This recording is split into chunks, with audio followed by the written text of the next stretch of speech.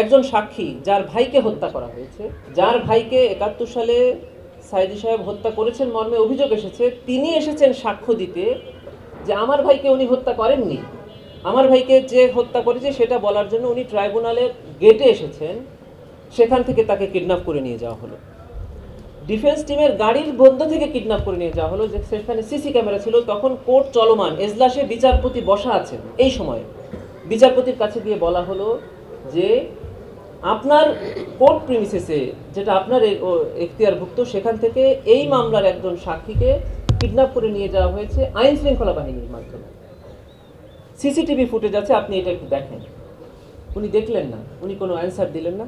তাকে পাওয়া গেল ভারতের কারাগারে। যে পরিচয়টি আমার এইমাত্র দেওয়া হলো, একটু সংশোধন করছি যে আমি বর্তমানে প্রসিকিউটর হিসেবে দায়িত্ব পালন করছি। তার চেয়ে আমার বড় পরিচয়, আমি আল্লামা দেলাওয়ার হোসেন সাইদি সাহেবের ডিফেন্স টিমের একজন সদস্য ছিলাম। কেবল আমার বন্ধু যে কথাটি বললেন, মীর আহমেদ বিন কাসেম, যে রায় রিসিভ করতে সেদিন যারা গিয়েছিলেন, আমি তাদের মধ্যে একজন ছিলাম। আমরা অল্প কয়েকজন জুনিয়র সদস্য সেদিন ট্রাইব্যুনালে উপস্থিত ছিলাম, যেদিন ওনার বিরুদ্ধে মৃত্যুদণ্ডের রায় পড়ে শোনানো হয়েছিল। এবং রায় শুনে উনি আল্লাহর একটি কালাম তেলাওয়াত করে এই রায়ের প্রতিবাদ করেছেন। তারপরে আস্তে আস্তে কী হয়েছিল আপনি এটা জানেন। ছোট্ট করে দু একটি গল্প বলতে চাই। ওনাকে যেদিন প্রথম এই ধানমন্ডি সেফ হাউসে ওনাকে জিজ্ঞাসাবাদের জন্য আনা হলো, তখন আমরা সকলেই সেই সেফ হাউসের বাইরে উপস্থিত ছিলাম। মোমিন ভাই ছিলেন, আরমান ভাই ছিলেন, সকলেই ছিলাম। ওনাকে একটি অফারই করা হয়েছিল তখন সরকারের পক্ষ থেকে, সেটি হলো আপনি স্বীকার করেন যে আপনি এই অপরাধের সাথে জড়িত এবং আপনার সাথে যারা আছে তারা সকলেই এই অপরাধের সাথে জড়িত। উনি দ্ব্যর্থহীন ভাষায় এটিকে অস্বীকৃতি জ্ঞাপন করেছিলেন যে আমি একটি মিথ্যা আমার মুখ থেকে বের হবে না, এবং যে অভিযোগ আমার বিরুদ্ধে আনা হয়েছে এগুলো সম্পূর্ণ অসত্য। এই কথাটি কেন বলছি সেটা হলো যে ইনভেস্টিগেশন এজেন্সি বা প্রসিকিউশনের পক্ষ থেকে সবসময় চেষ্টা করা হয় যে অপরাধের সাথে যারা জড়িত তাদের পক্ষ থেকে এই অপরাধটাকে স্বীকার করানো। এটা হলো ক্রিমিনাল জুরিসপ্রুডেন্সের সবচেয়ে বড় এভিডেন্স হয়, যেটা আমরা প্রসিকিউশনে আসার পরেও এটা আমরা চেষ্টা করেছি। এটা সাধারণত প্রসিকিউশনের পক্ষ থেকে এই অফারটা আসে, ইনভেস্টিগেশন এজেন্সির পক্ষ থেকে অফারটা আসে, এবং আসামিরা এটি যদি সত্য হয়, উনি মনে করেন যে হ্যাঁ এই অপরাধটা সংঘটিত হয়েছে, উনি তার অপরাধের কারণে অনুতপ্ত, তখন উনি এটা স্বীকার করেন। আল্লামা দেলাওয়ার হোসেন সাইদি এই অপরাধের সাথে জড়িত ছিলেন না বলেই তিনি অস্বীকার করেছেন। আপনারা দুটি ঘটনাকে কম্পেয়ার করেন। খুব রিসেন্টলি ঘটে যাওয়া জুলাই গণঅভ্যুত্থানে যে মানবতাবিরোধী অপরাধ সংঘটিত হয়েছে, সেই ঘটনায় একজন আসামি শেখ হাসিনার মৃত্যুদণ্ড হয়েছে। সেই মামলার সাথে আপনারা যদি আল্লামা দেলাওয়ার হোসেন সাইদি সাহেবের মামলার তুলনা করেন, দেখেন একজনের মৃত্যুদণ্ড হওয়ার পরে সমগ্র দেশবাসী খুশি হয়েছে এবং তার দলীয় নেতাকর্মীরা সেদিন চুপসে গেছে। আরেকজনের মৃত্যুদণ্ডের রায় শোনার সাথে সাথে মানুষ অকাতরে প্রাণ বিলিয়ে দিয়েছেন রাস্তায়, যে কিছু তো করতে পারবো না, অন্তত নিজের জীবনটা দিয়ে দিই। প্রায় 2 শতাধিক অথবা তার কিছু কম মানুষ রাস্তায় তাদের প্রাণ দিয়ে দিল একটা মানুষের মৃত্যুদণ্ড শুধু রায় হয়েছে তার প্রতিবাদে। শুধু রায় হয়েছে, এতে কার্যকরও হয় নাই, সেটার অ্যাপিল রয়েছিল, আরও অনেকগুলো ফর্ম, শুধু রায় হয়েছে তার প্রতিবাদে।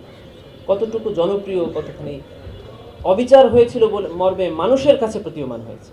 একজন সাক্ষী যার ভাইকে হত্যা করা হয়েছে, যার ভাইকে ৭১ সালে সাইদি সাহেব হত্যা করেছেন মর্মে অভিযোগ এসেছে, তিনি এসেছেন সাক্ষ্য দিতে যে আমার ভাইকে উনি হত্যা করেননি, আমার ভাইকে যে হত্যা করেছে সেটা বলার জন্য উনি ট্রাইব্যুনালের গেটে এসেছেন। সেখান থেকে তাকে কিডন্যাপ করে নিয়ে যাওয়া হলো। ডিফেন্স টিমের গাড়ির মধ্য থেকে কিডন্যাপ করে নিয়ে যাওয়া হলো, যে সেখানে সিসি ক্যামেরা ছিল। তখন কোর্ট চলমান, এজলাসে বিচারপতি বসা আছেন। এই সময়ে বিচারপতির কাছে গিয়ে বলা হলো যে আপনার কোর্ট প্রিমিসেসে, যেটা আপনার এখতিয়ারভুক্ত, সেখান থেকে এই মামলার একজন সাক্ষীকে কিডন্যাপ করে নিয়ে যাওয়া হয়েছে আইন শৃঙ্খলা বাহিনীর মাধ্যমে। সিসিটিভি ফুটেজ আছে, আপনি এটা একটু দেখেন। উনি দেখলেন না, উনি কোনো অ্যান্সার দিলেন না। তাকে পাওয়া গেল ভারতের কারাগারে। তিনি আন্তর্জাতিক গণমাধ্যমে সাক্ষাৎকার দিয়ে বললেন কেন, কিভাবে তাকে গ্রেফতার করা হয়েছে, কেন তাকে আটক রাখা হয়েছিল। এখনও তিনি আপনাদের মাধ্যমে জাতিকে জানিয়ে দিয়েছেন যে তিনি যদি সেদিন ট্রাইব্যুনালে সাক্ষ্য দিতেন তাহলে ওই রায় প্রদান করা আর সম্ভব হতো। এভাবে দিনের আলোর মতো সব পরিষ্কার হয়েছে। আপনারা জানেন খুব কিছুদিন আগে ওই মামলায় যারা সাক্ষ্য দিয়েছিল তারা ট্রাইব্যুনালে এসে একটা অভিযোগ করে গেছে, এই সুখরঞ্জন বালী যাকে কিডন্যাপ করা হয়েছিল, গুম করা হয়েছিল, এটাও কিন্তু এক ধরনের মানবতা বিরোধী অপরাধ। তিনি এই মানবতা বিরোধী অপরাধের অভিযোগে ট্রাইব্যুনালে ওই বিচারপতি সহ যারা যারা এই অপরাধের সাথে জড়িত তাদের বিরুদ্ধে অভিযোগ দায়ের করে গেছেন, যা ট্রাইব্যুনালে এখনো তদন্তাধীন আছে এবং তদন্তের প্রাথমিক সত্যতা আমরা পেয়েছি ইতিমধ্যে। কারণ এটা সবাই জানেন যে তাকে কিডন্যাপ করা হয়েছে এবং ভারতের কারাগারে পাওয়া গিয়েছে। আর আমরা কি দেখলাম, শেখ হাসিনার মামলায় তারই সাথে একজন অপরাধী যিনি অপরাধ করেছেন তিনি স্বীকার করছেন যে কিভাবে এই অপরাধটা ডিজাইন করা হয়েছিল, কিভাবে শেখ হাসিনার কাছ থেকে তিনি অপরাধ পেলেন এবং তিনি কিভাবে অপরাধে জড়িত হলেন, এবং সমস্ত সাক্ষী, ভিডিও ডকুমেন্ট, অডিও ডকুমেন্ট এটা ট্রাইব্যুনালের সামনে উপস্থাপন করা হয়েছে, সবাই সাক্ষ্য দিয়েছে। এই সাক্ষ্যের ভিত্তিতে যখন সাধারণ মানুষের অন্তরে রায় কিন্তু দুইভাবে হয়েছে। একটা হলো কোর্ট একটা রায় প্রদান করে, আর একটা হলো মানুষের অন্তর একটা রায় দেয়। দেলোয়ার হোসেন সাঈদী সাহেবের মামলায় আদালত রায় দিয়েছিল, কিন্তু মানুষের অন্তর রায় দেয় নাই বলেই মানুষ রাস্তায় নেমে প্রাণ দিয়েছে। আর শেখ হাসিনার মামলায় যেটি কোর্ট রায় দিয়েছেন ওটি মানুষের অন্তরেই ওই একই রায় প্রকাশ হয়েছিল বলেই একটা মানুষ রাস্তায় প্রতিবাদ করে নাই, একটা মানুষ রাস্তায় নেমে আসেনি, বরং যারা নেমে এসছে তারা উৎসাহে উদ্দীপনায় নেমে এসছে, ন্যায় বিচার পাওয়ার আনন্দে নেমে এসছে, শহীদ পরিবাররা নেমে এসছে, আহতরা নেমে এসছে, ন্যায় বিচার পেয়েছে সে কারণে। এটা হলো দুইটার পার্থক্য। আরও অসংখ্য ঘটনা আছে যেটা সময়ের স্বল্পতার কারণে বলছি না। একজন সাক্ষী যে চাক্ষুষ সাক্ষ্য দিয়েছিল আল্লামা সাঈদী সাহেবের বিরুদ্ধে, যার জন্মই হয়েছিল 1972 সালে, একজন সাক্ষী সাক্ষ্য দিতে এসছেন, কাঠগড়ায় দাঁড়িয়ে কথা বলছেন। আমাদের আইনে বলা আছে যে সাক্ষীকে যখন জেরা করা যাবে তখন অযথা জেরা করা যাবে না, তবে একটা পয়েন্টে জেরা করা যাবে, সেটা হলো ক্রেডিবিলিটি, যে একটা মানুষ 50 বছর আগের ঘটনা বলতে আপনার সামনে আসছেন, তিনি সত্যবাদী কিনা। উনাকে প্রশ্ন করা হলো যে আপনার বিরুদ্ধে কি কোনো মামলা ছিল? বললো হ্যাঁ, একটা মামলা ছিল। কি মামলা? কলা চুরি করে আমার বিরুদ্ধে সাজা হয়েছে। এইরকম একটা সমাজে অগ্রহণযোগ্য ব্যক্তিকে 50 বছর পরের একটা ঘটনা এনে সাক্ষ্য প্রদান করা হয়েছে। এরকম ভাবেই মামলাগুলো করা হয়েছে। ধরেন আমাদের এই জুলাই গণঅভ্যুত্থানের পরে বাংলাদেশে অসংখ্য মামলা হয়েছে না? এই মামলায় 300, 500, 1000 আসামি করা হয়েছে না? এর মধ্যে অসংখ্য ভুল আসামিও তো আছে। আমরা ডিফেন্স টিমের পক্ষ থেকে চ্যালেঞ্জ করেছিলাম যে 1971-এর পরে আজ পর্যন্ত 1971-এর ঘটনার সাথে আল্লামা দেলোয়ার হোসেন সাঈদী সাহেব জড়িত মর্মে কোনো একটা মামলা, কোনো একটা জিডি, কোনো একটা অভিযোগ, কোনো একটা বক্তব্য আপনারা দেখান যেটা ইমিডিয়েট আফটার অকারেন্স হয়েছিল, 72 থেকে 75-এর মধ্যে হয়েছিল।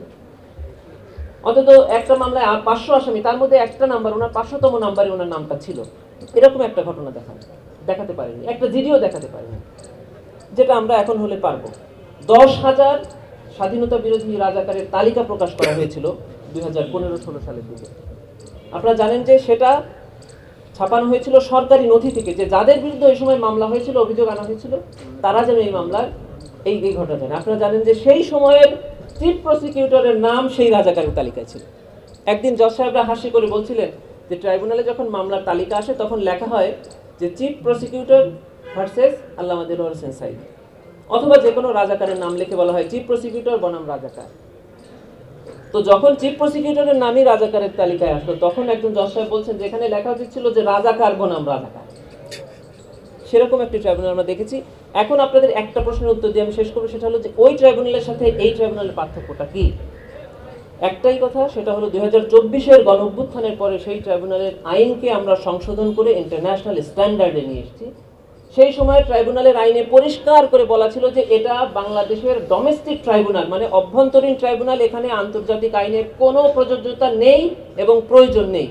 2024-এর গণঅভ্যুত্থানের পরে আইন সংশোধন করে পরিষ্কার করে বলা হয়েছে যেটা আন্তর্জাতিক অপরাধ ট্রাইব্যুনাল, এবং এখানে রোম স্ট্যাটিউটে যে আন্তর্জাতিক আইনের সংজ্ঞা দেওয়া হয়েছে সেই সংজ্ঞাটা পরিপূর্ণভাবে প্রযোজ্য হবে, এবং সেই আইন অনুযায়ী আমরা এখনকার বিচার করছি, যেটা স্বচ্ছ, নিরপেক্ষ এবং পৃথিবীর যে কোনো আদালতে আমরা চ্যালেঞ্জ করতে পারি। ধন্যবাদ সবাইকে। আসসালামু আলাইকুম। 1 জানুয়ারি 2026 ইউটিউব জার্নালিজমের অগ্রদূত changeTV.press সংগ্রাম মুখর 7 বছর পেরিয়ে পা রাখলো গৌরবান্বিত 8 বছরে। এই আনন্দ প্রহরে সবাইকে নিরন্তর শুভেচ্ছা।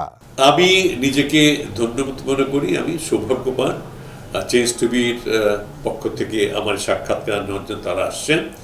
এবং চেঞ্জ টিভি দীর্ঘ 8 বছর ধরে এই কাজগুলি করছে। আমি তারা অনেক ভালো কাজ করেছেন, দেশের মানুষের সুখ দুঃখের কথা প্রত্যক্ষ তুলে ধরছেন।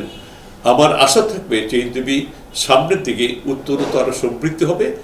একটাই শুধু আমাদেরকে উপদেশ দিতে চাই তাদের কাছে, সেটা হচ্ছে সত্য কথাটা মানুষের সামনে তুলে ধরা, মানুষের ভিতরে কি চায় তাদেরটা তুলে ধরা, মানুষের প্রত্যাশা তুলে ধরা, এবং মানুষের মধ্যে এই যে দেশাত্মবোধটা এবং সত্যবাদীটা এটা জাগরণ করে চেঞ্জ টিভির সামনের দিকে এগিয়ে যাবে। এবং যারা দেশের কথা চিন্তা করে এবং দলমত নির্বিশেষে যে লোকগুলো আছে তারা দেশের কথা চিন্তা করে, দেশের উন্নয়নের কথা চিন্তা করে, কোনো পক্ষপাতিত্ব করে না, তাদের বক্তব্য দেশের মানুষে তুলে ধরা, এই কাজগুলি সামনে এগিয়ে নিয়ে যাবে, এটা আমাদের প্রত্যাশা। অনেক ধন্যবাদ আপনাদেরকে, দেশবাসীকে, দেশবাসী সবাইকে আমি ধন্যবাদ জানাচ্ছি। changetv.press এক ফোঁটা হলুদ নেই। আমরা শুধু আপনাদের কাছে একটাই আবেদন করব, মিথ্যার পিছনে দৌড়বেন না, সত্যকে ধারণ করেন, সত্যকে জনগণের কাছে তুলে ধরেন। সেটা যতই কঠিন হোক না কেন পিছপা হবেন না, ভয়ের কোনো কারণ নাই। আল্লাহর সাথে থাকেন, আল্লাহ আপনাকে সাহায্য করবে। কোনো মানুষের কাছ থেকে কোনো সাহায্য কামনা করবেন না। ধন্যবাদ। changetv.press এক ফোঁটা